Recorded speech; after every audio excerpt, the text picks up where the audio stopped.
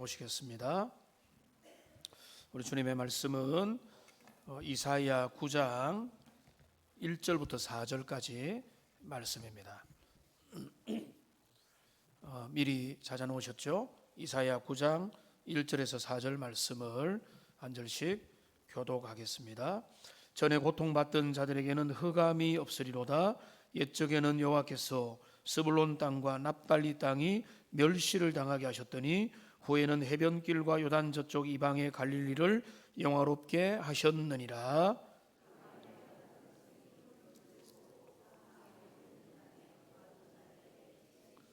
주께서 이 나라를 장성하게 하시며 그 즐거움을 다하게 하셨으므로 추수하는 즐거움과 탈취물을 나눌 때의 즐거움 같이 그들이 주 앞에서 즐거워하오니 이는 그들이 무겁게 맨 멍에와 그들의 어깨의 채찍과 그 압제자의 막대기를 주께서 꺾으시되 미디안의 날과 같이 하셨음이니라. 아멘. 우리는 오늘 가장 깊은 절망 가운데 놓여 있는 이스라엘의 그 현실 속에 한번 들어가 보기를 원합니다. 우리가 읽었던 이 본문의 바로 앞에 있는 8장 22절에 보면, 여기에 보면 환난과 흑암과 고통의 흑암뿐이라, 그러면서 흑암뿐이니 그들이 심한 흑암으로 쫓겨 들어가리니 라고 하는 말로 끝맺음을 하고 있습니다.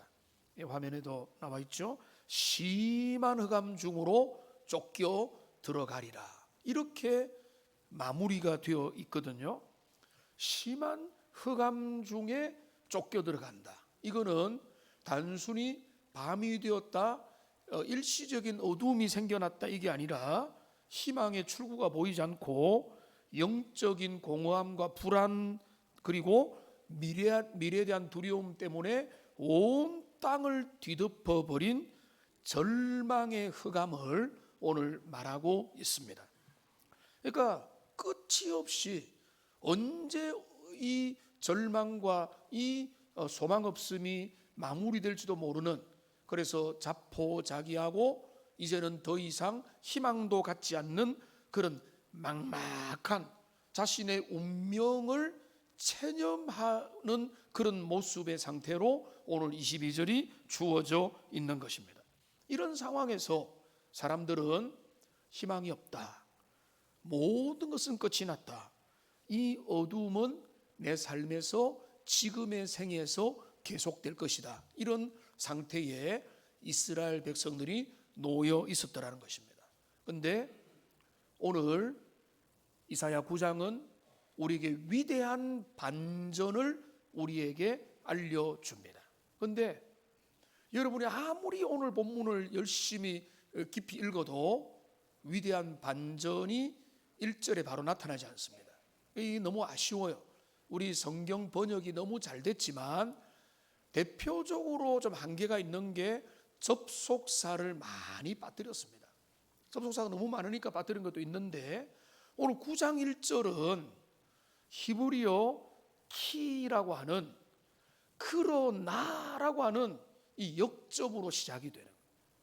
그러니까 앞에는 분명히 절망이고 소망이 없고 그들은 어떤 출구도 없다로 끝났는데, 그런데 9장 1절 뭔가 하면 그러나라고 하는 이 그럼에도 불구하고라고 하는 놀라운 반전의 접속사가 여기 분명히 원어에는 있거든요. 그러니까 그 반전의 이야기가 우리에게 들려올 때 여기에서 우리에게 소망이 주어지는 것입니다. 근데 그 소망이 뭔가 하면 이런 것입니다.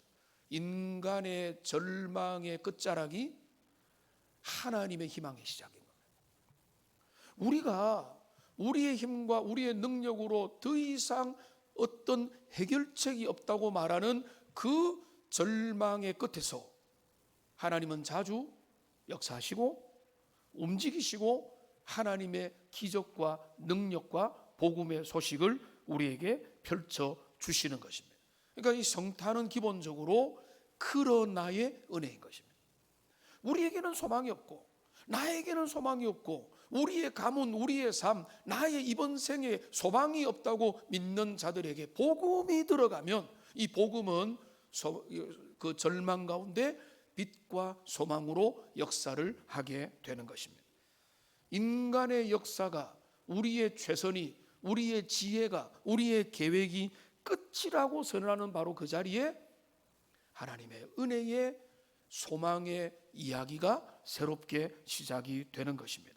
그렇기 때문에 우리는 오늘 이 성탄 시즌을 맞이해서 25일 날 성탄 예배를 드리면서 이제 4절 뒷부분을 우리가 본격적으로 다루겠지만, 오늘은 그 앞에 있는 말씀을 통해서 큰 빛으로 어둠 가운데 찾아오신 우리 주님의 그 의미를 함께 살펴보고, 우리 삶에도 다시 한번 더 복음의 밝은 빛이 비추어지는 그런 은혜가 있으면 좋겠습니다.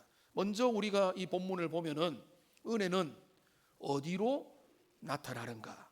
은혜는 가장 멸시받는 땅에 임했습니다. 오늘 1절을 보시면 전에 고통받는 자들에게는 흑암이 없으리로다. 옛적에는 스불론 땅과 납달리 땅이 멸시를 당하셨더니 후에는 해변길과 요단 저쪽 이방의 갈릴리를 영화롭게 하셨느니라. 주님이 은혜를 주시는데 이스라엘 언약 백성들 전체 지도에서, 이 지도에서 특별히 주변부, 변두리, 외곽지역, 멸시당했던 그 지역에 우리 주님의 은혜가 나타나게 될 거라고 메시아 예언을 하고 있다는 것입니다. 여러분, 이 지도에 대략적으로 나타나 있지만 여기 언급된 이 납달리와 여기 스불론, 납달리, 해변과 이방의 갈릴리는 주로 뭔가 하면 이스라엘의 북쪽 경계선에 위치해 있는 그 족속들입니다. 그 도시들입니다. 그러니까 북쪽 경계선에 있다 보니까 심지어 그들은 이 위에는 누가 있는가 하면 아수르가 있고 여러 다른 나라들이 있어서 끊임없는 어려움들이 있습니다. 우리가 북한과 관계가 아주 악화될 때 제일 두려움에 떠는 것은 접경지대 사람들이잖아요. 그런데 이게 다른 나라와 여러 침략에 제일 1차적으로 노출되어 있는 상황인데, 그들이 아수르가 침공을 실제로 주전 732년경에 침공해서 이 땅을 짓밟았습니다. 그들이 침공하면은 이주 정책을 씁니다. 그래서 혼혈 결혼을 하게 되고 피가 섞이게 되고, 그러면서 심지어는 뭐라고 불리는가 하면은 이방의 갈릴리라고 불려요. 이방의 갈릴리. 사마리아 마을처럼 갈릴리에 접경돼 있으나 이방의 갈릴리라 하면 저들은 순수 혈통이 아니고, 저들은 위험하고, 저들은 아주 잘못되었고, 저들은 피가 섞였다 이러면서 저주받은 변방의 사람들. 여러분, 놀라운 것은 주님의 은혜가 거기에 임한다는 것입니다. 주님의 은혜는 예루살렘 성전과 예루살렘의 왕궁과 준비된 엘리트와 준비되고 깨끗하고 교양 있는 사람들에게 먼저 찾아오는 게 아니라 그 흑암 가운데 있는 모든 백성들 중에서 우리 주님은 변두리로 찾아오신다. 여러분, 이게 복음의 은혜인 것입니다. 복음은, 주님은 낮은 데로 찾아와서 이방의 갈릴리에게, 그 어둠 가운데 있는 자들에게 빛을 비추어 주시는 겁니다. 하나님은 가장 멸시받는 땅을 품어서 그 땅을 영화롭게 하십니다. 그 땅을 그저 한번 방문해 주는 게 아니라 오늘 1절 뒤에 보는 게 뭐랍니까? 영화롭게 하신다. 그 땅을 정말로 복음 안에서 새롭게 만들 것이다 라고 말씀을 하고 있습니다. 여러분, 이거는 은혜의 역설입니다. 그래서 칼빈은 이 부분을 주석하면서 하나님은 가장 절망적인 곳에서 구원을 시작하신다. 우리의 희망이 끝난 곳에서, 갈릴리가 먼저 멸시를 받았기에 위로의 빛도 가장 먼저 받는 특권을 누린다. 이는 인간의 은혜가, 하나님의 은혜가 인간의 자격이 아니라 참함의 깊이에 비례하여 임함을 보여준다. 이렇게 칼빈은 주석을 한 것입니다. 여러분, 이 본문이 그걸 말해주는 거예요. 주님의 은혜는 어디로 오르는가 하면은 낮은 곳에, 어두운 곳에, 절망에, 인간의 상황에서 한계를 만난 그 자리에 주님은 찾아오시는 겁니다. 그러니까 여러분, 물이 위에서 낮은 곳으로 흐르는 것처럼 주님의 은혜는 낮고 음침하고 소망이 없고 우리는 더 이상 희망이 없다고 절망하는 그 인생들 가운데 복음의 은혜는 더 많이 가까이에 찾아오시는 겁니다. 여러분, 멀리 갈 거 없이 우리 예수님이 이 땅에 태어나서 공생의 3년 반을 보내는 동안에 예수님이 주로 누구에게 은혜를 주시고 누구를 고치고 치료해 주셨습니까? 몇 명만 떠올려 보면은 사마리아 우물가의 여인입니다. 이스라엘 사람들 별로 주목하지 못하고 저는 혼혈인이라고, 저는 피가 섞였다고 저주하고 왕따시켰던 사마리아 여인에게 예수님은 일부러 찾아가서 우물가에서 대화를 나누고 그에게 생명의 복음을 전하고 그가 주님 앞에 오도록 만들었던 것입니다. 수로보니게 여인, 이 예수님의 은혜 받기 원할 때 예수님은 테스트를 했습니다. 주인의 상에 있는 음식을 밑에 있는 개들이 어떻게 먹겠느냐라고 그 마음을 시험했을 때 내가 그 떨어뜨린 음식이라도 개가 되어서 먹겠습니다 하니까 이 수르복의 여인을 예수님은 칭찬하면서 내 믿음이 크도다 하고 여인의 딸의 질병을 고쳐 주시 귀신을 쫓아낸 것입니다. 로마 백부장에게 우리 주님 만나서 믿음이 크다고 격려를 주셨습니다. 세리 삭개오는 어디에 있습니까? 그는 멸시받는 사람이었고 경멸의 대상이었지만은 예수님은 여리고에 가서 삭개오야 내려오라, 내가 오늘 너희 집에 가야 되겠다라고 일부러 삭개오를 주목하여 불러주셨습니다. 가늠줌에 잡힌 여인은요, 그렇게 많은 사람 중에 왜 그 여인을 찾아갑니까? 라고 우리가 질문하겠지만은 예수님은 그 여인을 찾아가서 내가 너를 정죄하지 않으노니 너는 다시는 죄를 붙이지 말고 새 사람이 되어서 나의 길을 따르라고 우리 주님이 말씀하신 겁니다. 문둥병자에게 손을 대시고 고쳐주셨습니다. 12년 12해 동안의 혈루증 앓는 여인을, 부정한 자 취급을 받았던 여인을 우리 주님은 여인의 믿음을 보시고 회복시켜 주셨다는 것입니다.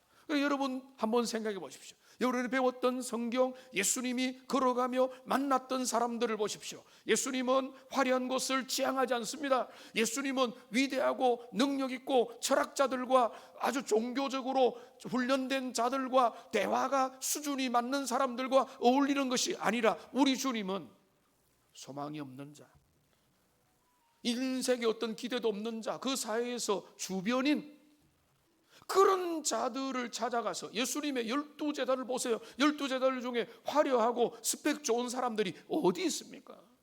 근데 그들을 불러서 그들의 인생 가운데 빛으로 다가가셨다는 것입니다.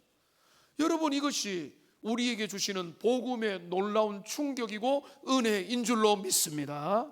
저에게 너무 좋은 게 내 인생에도 제가 뭐 범죄한 사람도 아니고 지극히 가난한 사람도 아니지만 지극히 평범한 인생에도 주님이 나타나 주셔가지고 만나 주시고 은혜 주시고 내같이 평범한 자에게도 복음을 알게 하셔가지고 요 모습으로 살도록 은혜 주셨잖아요.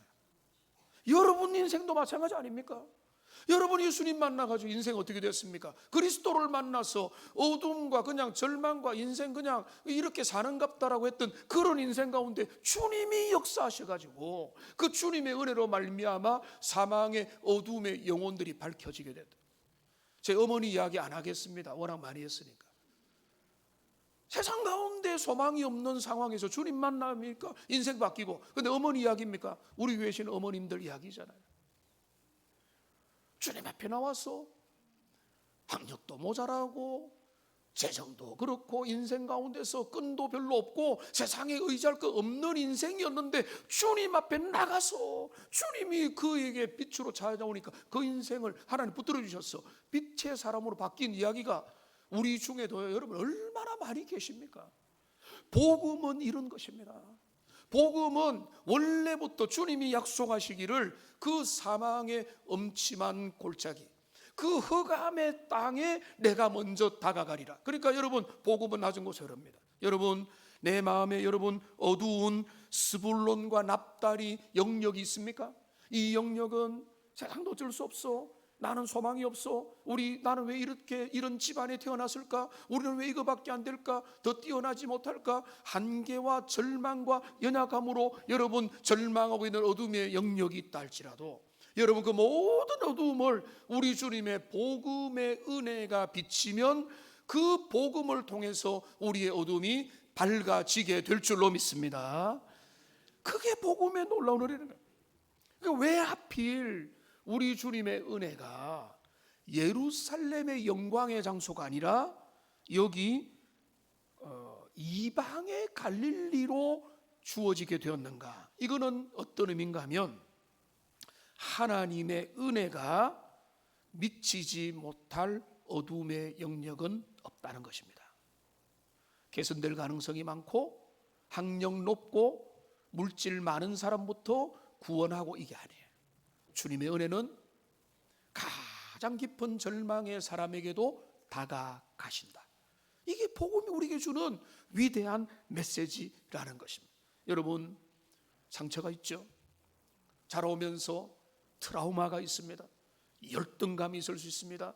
또 내가 치유받지 못하고 내가 좀 더 좋은 가정, 좋은 형편, 좋은 부모님, 좋은 조건에서 좋은 훈련받고 살았으면 나도 어떻게 잘 됐을 건데, 여러분 그런 어떤 열등감과 낮은 자존감 때문에 어려웠던 살았던 그 모든 도 있지만은, 여러분 그 모든 어둠의 영역들, 스불론과 납달리 땅과 같은 어둠의 영역들을 주님의 복음의 빛 앞에 노출될 때, 여러분 우리는 거기서 일어날 수 있고 우리 주님은 그 자리에도 찾아올 수 있다는 것. 이게 바로 복음이, 성탄이 우리에게 주는, 오래전 예수님 탄생하기 전에 수백 년 전에 약속된 선지자의 예언을 통해 드러난 복음의 첫 번째 메시지라는 것입니다.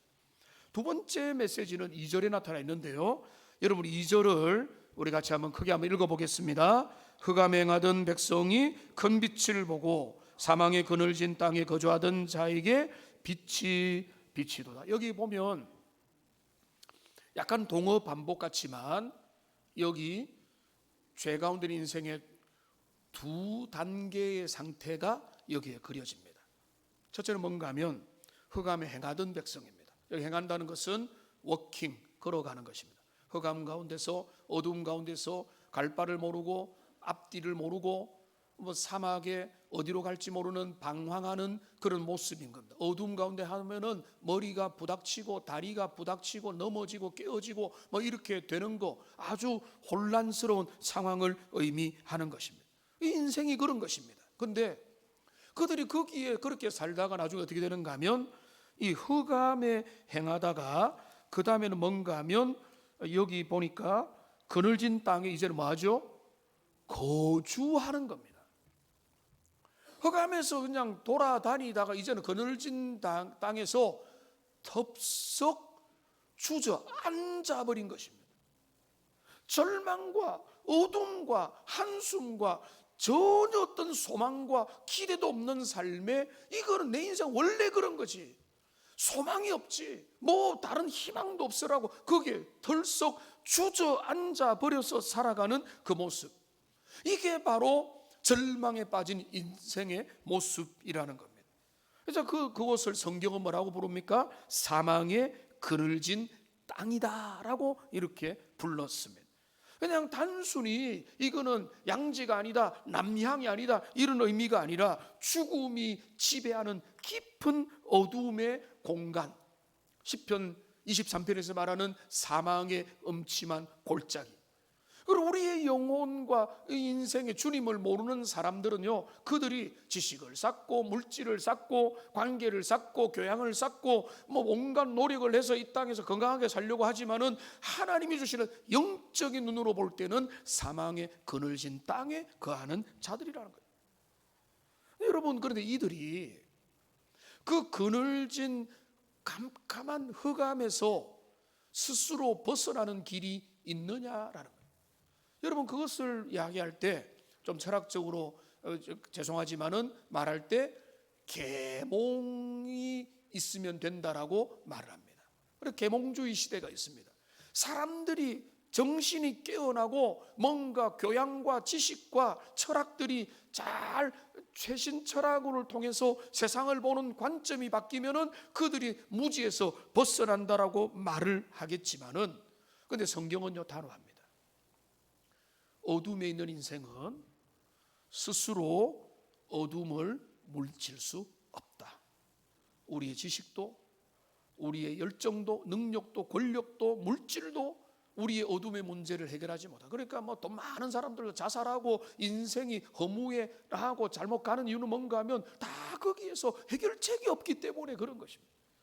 그런데 여러분, 그러니까 뭔가 하면 이 어둠에서 우리가 밝아지는 것은 유일하게 기독교가 제시하는 건 뭔가 하면 외부에서 빛이 와야 된다는 이런 의미. 그러니까 여기 오늘 2절을 다시 보시면 여기 2절에 뭐라고 이야기하는가 하면 빛이 도다라고 말하고 있는 것입니다. 한번 따라하자. 빛이 도다. 빛이 비치니까 해결이 되는 거죠. 내가 뭐 노력을 하고 뭐 빌고 이게 중요한 게 아니라 그 어둠의 땅에 횃불이 비춰지고 전기가 들어오고 그 내면의 영혼 속에 주님의 빛 대신 그리스도가 들어오면 밝아지는 것입니다. 그러니까 이것은 뭔가 하면 복음은 다력 구원이에요. 내가 스스로 착하게 살고 양심껏 살고 내 남들한테 해코지하지 아니하고 양심껏 살면은 주님이 나를 봐주겠지, 이건 복음이 아닙니다. 그런 사람들 많이 있어요. 불교 교도들 얼마나 착한 줄 몰라요. 근데 그게 우리의 구원의 조건이야. 우리가 어두움에서 빛이 되는 것은 우리 안에 있는 계몽과 우리가 뭔가 지식이 늘어나는 것이 아니라 우리에게 외부로부터 강력한 빛, 참된 빛, 은혜와 진리와 생명의 빛인 그리스도가 우리에게 들어오고 우리의 내면에 비칠 때 우리는 진짜 빛의 사람으로 바뀌게 될 줄로 믿습니다. 그리고 이미 바뀌었습니다.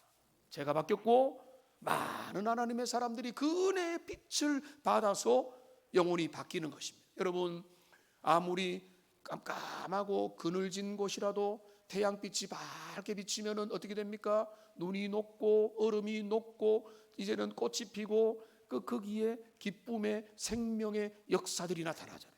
우리의 영혼도 마찬가지예요. 주님의 밝은 빛이 우리에게 비추어지면 그 빛이 우리 어두움을 몰려내고 우리는 주님의 사람으로 나가게 되는 것입니다. 그러니까 여러분 주목을 하십시오. 화면에 보시면은 그 빛이 우리를 비출 때 스스로 만들어내는 빛이 아니라 외부에서 찾아오는 그 빛을 통해서 우리의 영혼과 우리의 인생과 우리의 민족과 우리의 공동체 가정도 주님 앞에 새롭게 될 수 있는 것입니다. 그러니까 여러분 계몽이 아니라 계신데 로준수 목사님은 이거를 철저하게 구분을 했습니다. 이렇게 말합니다. 인간은 스스로 어둠을 몰아낼 수 없다. 빛은 외부에서 와야 한다. 이 빛은 인간의 이성으로 깨달은 계몽이 아니라 하나님께서 뚫고 들어오시는 계시다, 이렇게 말했어요. 우리 기독교는 계시의 종교입니다. 왜 그런가 하면 우리는 하나님이 우리의 삶에 개입하시는 것을 믿음으로 인정하고 받아들이고 그 개입을 마음으로 받아서 우리가 변화되는 것, 이게 우리 기독교의 핵심이기 때문에 내가 그냥 노력한다, 최선을 다한다, 뭐 공부 좀 하면은 내가 교양도 쌓고 그래서 훌륭해지고, 이거는요 세상의 방식이에요. 기독교의 방식은 그게 아니라 참 빛이신 주님이 우리에게 다가오신, 들어오신 것, 침입해 오신 겁니다. 여러분 어두움을 물리칠 때 제가 과거에 이제 주일학교 아이들을 설명할 때 열심히 흉내를 냈던 게 있는데, 이 방이 어두우면 여러분 이게 뭐 여러 가지 도구를 가지고 어두움을 아무리 퍼내 보세요. 어두움을 몇 시간 퍼내면 어둠이 사라집니까? 끝이 없죠. 어둠은 어둠 자체이기 때문에. 그런데 어떻게 하면 어둠이 사라집니까? 스위치 탁 켜면, 빛이 들어오면 어둠은 사라지는 거예요. 그러니까 어둠을 우리가 해결할 수 없고 빛이신 그리스도 말씀의 성령의 진리가 우리 가운데 찾아올 때 우리의 어두움은 해결이 되는 것입니다. 이런 은혜가 여러분에게 이미 미쳤고 여러분들 중에 복음의 그 밝은 빛이, 말씀의 빛이, 성령의 빛이 여러분의 내면을 비추어서 여러분의 숨겨졌던 어둠의 영역도 주님 앞에서 밝아지는 그런 복된 은혜가 우리 모두에게, 여러분의 가정에게 여러분 임하기를 주님의 이름으로 축원합니다. 그것이 복음의 은혜인 것입니다. 흑암에 행하던 백성이 빛을 보았다는 것은 그들이 빛을 만들었다는 게 아니죠. 그 빛이 그들에게 주어졌다는, 비추어 줬다는 것입니다. 태양에 대해서 여러분이 보태준 거 있습니까? 햇볕에 대해서 여러분 세금 낸 적이 있습니까? 아무것도 보태주지 않아도 우리를 먹이고 입히고 생존시키고 우리가 자라도록 이 피조 세계를 태양을 통해서 만물이 소생하도록 이끌어주잖아요. 우리가 아는 대로 태양과 조금만 가까워도 우리 다 타 죽어요. 조금만 멀어도 우리는 얼어 죽습니다. 그런데 이 신비한 은혜로 주님이 지금도 붙잡아 주시고 그 태양에 말할 수 없는 보이는 혜택들과 보이지 않은 혜택들로 우리의 삶을 윤택하게 만들어 주시더라는 거죠. 참된 의의 태양이신 우리 주님의 빛이 우리 가운데 비춘 것, 그게 빛출이라 9장 2절에 나타나요. 흑암의 백성이 큰 빛을 보게 되는 것이고 사망에 거주하던 자들에게 빛이 비친다. 외부에서 나타나는 강력한 빛의 은혜가 나타날 때 우리 가정이 변했습니다. 여러분의 가정이 변했죠? 여러분 대한민국 조선 땅이 변했습니다.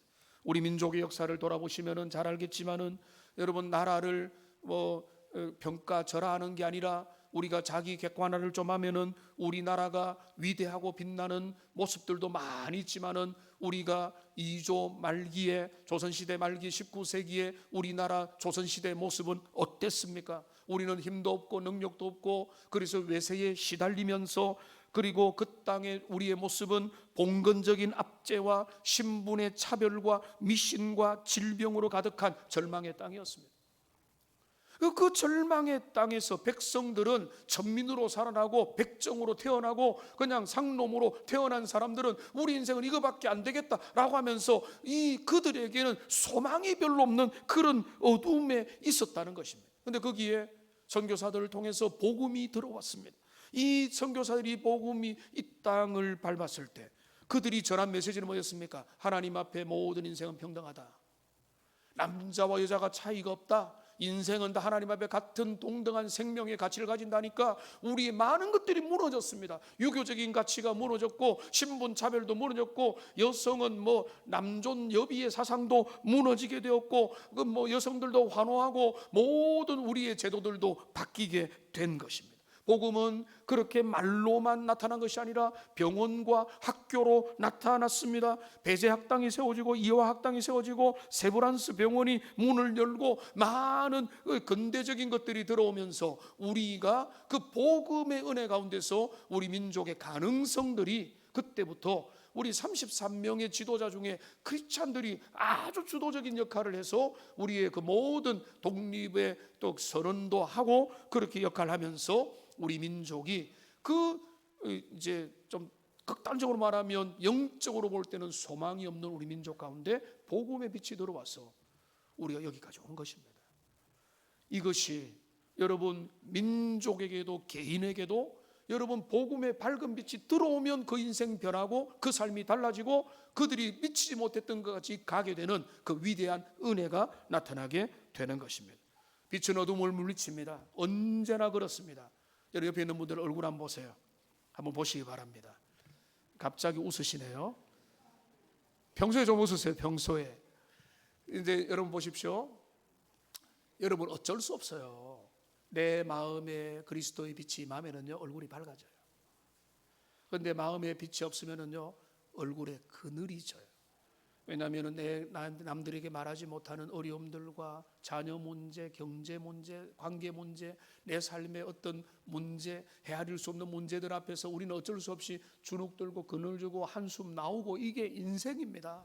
그런데 거기에 복음의 빛이 들어가면 그 모든 어두운 것들이 밝아지면서 우리 주님의 은혜가 우리에게 주어집니다. 그러니까 우리는 위로부터 오는 참빛이신 그리스도의 은혜가 우리에게 계속 다가와야 우리의 어둠이 사라지고 우리가 밝은 하나님의 사람이 될 수 있는 것입니다. 이 은혜가 여러분에게 임하고 여러분의 어둠 가운데 한숨 팍팍 쉬고 있는 여러분의 자녀들이 있습니까?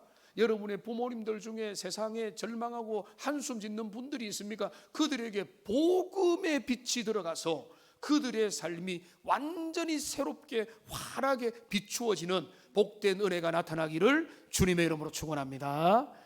그게 복음의 은혜가 되는 것입니다. 자, 그러면 이제 3절 4절은요. 그러면 이 복음을 통해서 주시는 결과가 뭐냐? 이 3절에 보면 이렇게 말하고 있습니다. 주께서 이 나라를 창성하게 하시며 그 즐거움을 더하게 하셨으므로 추수하는 즐거움과 탈취물을 나눌 때의 즐거움 같이 그들이 주 앞에서 즐거워하오니. 제가 돈을 세본 적이 있는가? 있습니다. 저희 집이 몇 년 동안에 문구사를 했거든요. 제일 문구사였습니다. 구정과 추석이 되면 대목입니다. 그래서 돈통에서 해가지고 열심히 세봤습니다. 푼돈이지만. 근데 여러분 여기 즐거움을 두 개로 뭐라고 하는 거 화면을 보시면은 첫째는 뭔가 하면 추수의 즐거움이고 그 다음에는 뭔가 하면 탈취물을 나누는 즐거움이라는 거예요. 추수의 즐거움은 오늘날 현대에는 이제 추수보다는 월급이고 뭐 사업하는 분들은 이제 사업에 하니까 추수보다는 그런데 추수를 생각하면 어떻습니까? 겨울을 보내고 이른 봄에 씨를 또 뿌리고 기경을 하고 잡초도 뽑고 때로는 가뭄도 위태위태하게 넘어가고 홍수 비바람도 넘어가서 서리도 지나고 이 가을에 추수의 때에 추수를 하면 이 추수는 뭡니까? 내가 또 이 양식으로 먹고 살겠구나라고 하는 그 감사한 마음, 이게 추수의 즐거움이잖아요. 크게 거두든 작게 거두든. 그 다음에 이게 탈취물의 즐거움 뭔가 하면 전쟁을 나갔는데 전쟁에서 승리를 해가지고 전리품들을 가져와서 나누는 거예요.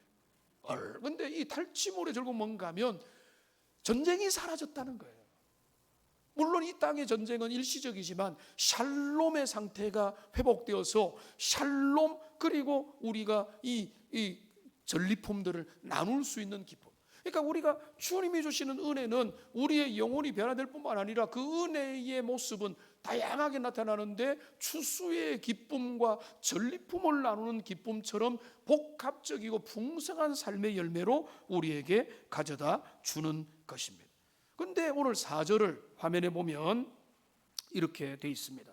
이는 그들이 무겁게 맨 멍에와 어깨 채찍과 그 압제자의 막대기를 주께서 꺾으시되 미디안의 날과 같이 하셨다. 여러분 이 화면에 보면 우리가 두 가지를 봐야 돼요. 복음은 뭐냐? 첫째는요, 그 멍에를 꺾는 사건입니다. 복음은 멍에를 꺾는 것입니다. 우리 주님이 뭐라고 했습니까? 수고하고 무거운 짐 다 내게로 오라. 내가 너희를 쉬게 하리라. 내가 주는 멍에는 쉽고 가볍기 때문에 내 멍에를 메고 나를 따르라 했죠. 여러분 우리는요 어깨에 짐이 무거워요. 제가 고등학교 진학하기 직전 중학교 때부터 가장의 짐을 메어야 됐습니다. 어쩔 수 없이. 그런데 그 어깨에 무거우니까 철이 일찍 들었죠.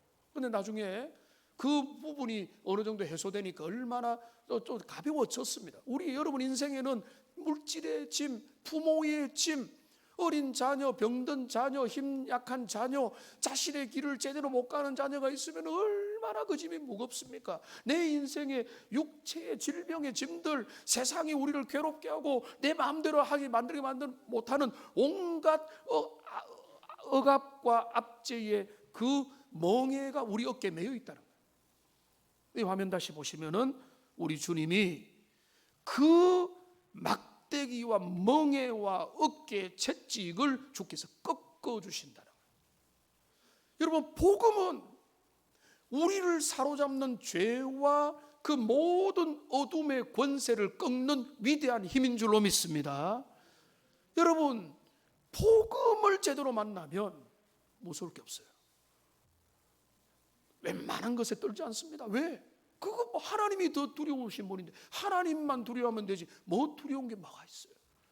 복음은, 우리 복음이 없는 사람은 여기에 매이고 저기에 매이고 저기에 시달리면서 인생들이 압제에 시달리는데, 복음은 우리의 멍에를 깨뜨리고 그리스도의 멍에를 쥐고 따라가면 거기서 자유를 주는데, 그런데 이 복음의 은혜는 뭔가 하면 이 9절의 화면에 다시 한번 더 보면 뭐라고 이야기했는가 하면 미디안의 날과 같이 하셨다라고 했어요.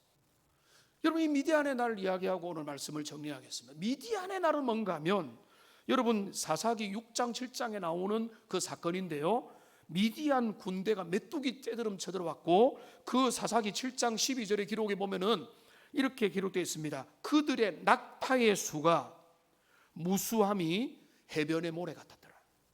여러분, 제가 이게 한 번씩 이렇게 전쟁 영화 이런 걸 좀 좋아하기도 하는데, 낙타 수천 마리 그 낙타 부대가 낙타 타고 온다 생각해 보세요. 해변의 모래 같은 수많은 낙타 군대가 들려오면서 미디안이 딱 왔는데, 하나님께서 기드온에게 뭐라고 말하는가 하면 내가 너희에게 승리를 제공하리라. 근데 이스라엘 똘똘 뭉쳐보니까 몇 명이 모였습니까? 32,000명이 모였어요. 사투리입니까? 꼴랑 32,000명. 근데 주님 뭐라 합니까? 20,000명 돌려보내라는 거예요. 그 다음에 또 12,000명이 모였는데 주님 뭐라고 합니까? 300명 빼고 다 돌려보내라. 300명 남았어요. 주님 말씀합니다. 내가 이 300명을 가지고 미디안을 물리칠 거다. 미디안의 날과 같다는 것은, 이거는 뭔가 하면은 우리가 성경 해석을 잘해야 됩니다. 여러분, 성경에 미디안의 날 그때 되니까 300명의 기도원의 용사가 있으면 우리가 미디안을 이길 수 있다라고 잘못 적용합니다. 메시지는 그게 아닙니다. 300명보다 32,000명 훨씬 낫죠. 그 메시지는 뭔가 하면 하나님의 사람의 전쟁의 승리는 오직 주님이 주신다는 거예요. 아멘입니까? 주님이 주시면 군대의 숫자와 관계가 없다 이 말씀이에요. 주님의 은혜로 넉넉하다는 겁니다. 여기 300명이 아니라 3명, 아니 기도원 1명을 통해서도 주님은 능히, 기도원 없어도 괜찮아요. 주님은 홍해를 가르시고 모든 기적을 행하신 주님이 그거 못하겠습니까? 주님이 그걸 보여주기 위해서 떠나보내라 300명만 남게 하신 겁니다. 그 모든 이유는 뭔가 하면 우리의 구원은, 이 땅에서 구원과 영원한 구원과 우리의 구원은 오직 주님께서 우리에게 주시는 것이다. 이제 말씀을 맺겠습니다. 여러분 중에 많은 사람들은 그 복음을 이미 빛으로 받아들였습니다. 그러니까 여러분 담대하고 어둠도 없고 여러분 그늘이 사라지는 것입니다. 복음은 우리를 그렇게 만드는. 근데 우리가 이 땅을 살다 보면은 또다시 우리에게 어두운 그늘들이 쌓이고 생기고 깊어지는 거예요. 말 못할 어려움들, 가정 문제, 재정 문제, 자녀 문제, 인생의 문제, 질병 문제, 갑자기 중병을 당하거나 뭐 예상치 못했던 어려움들 당할 때 우리는 어둠에 있을 수밖에 없는데, 그런데 그거를 여러분 다시 한 번 더 기억하십시오. 내 힘으로 안 됩니다. 주님의 빛이 우리에게 다가오면 어둠이 해결하게 되는 것입니다. 오늘 저는 이것을 마무리하는 것으로 3가지 정리를 하겠습니다. 첫째는 뭔가 하면 은혜는 가장 낮은 곳에 임한다. 하나님의 은혜는 주변부, 변두리, 소망 없는 인생이 임한다. 나는 모르시겠지, 나는 무관심하겠지, 아니에요. 우리 인생을 주님 앞에 마음을 열면 주님 우리에게 은혜 주시는 거예요. 저 같은 자에게 은혜 주시는 거예요. 여러분, 그러니까 주님의 은혜가 바로 성탄의 메시지는 다른 게 아니에요. 낮고 낮은 땅으로 오셨다는 것은 거기가 땅값이 싸다가 아니라 소망이 없는 인생에게 찾아오셨다는 주님의 사인입니다. 두 번째는 뭡니까? 빛은 위로부터 밖으로부터 하늘로부터 내려오는 것이다. 우리는 그 빛의 쬐임을 받아서 그 계시를 따라 살아갈 때 우리의 영혼은 하나님 앞에 살아나게 되는 것이고, 그래서 그 빛이 우리에게 제대로 다가오면은요, 여러분 저 잘 모르지만 그래도 여러분 씩씩하잖아요. 그 씩씩함이 어디서 왔을까요? 저는 확실합니다. 복음에서 온 거예요. 여러분, 복음이 우리의 삶에 다가오면은 복음은 우리의 멍에를 꺾어요. 돈 문제, 가정 문제, 미래 문제, 인생 문제, 질병 문제, 이게 우리를 얽어맥는 게 사단의 전략인데, 복음의 힘은 그게 뭔데? 그거는 내 인생을 괴롭힐 수 없다. 그거는 우리의 삶을 사로잡는 유일한 우선순위가 아니다라고 바라보게 되고, 주님을 바라보게 되고, 주님이 나를 데려가시면 감사합니다 하면 되는 거예요. 여러분, 그러니까 복음은 우리의 모든 멍에를 꺾는 겁니다. 이 모든 은혜가 우리 모두에게 새로운 빛으로 다가오고, 여러분의 자녀들, 여러분의 문제들, 어두운 영역에 골고루 비치기를 주님의 이름으로 축원합니다. 기도하겠습니다. 살아계신 하나님 아버지, 오늘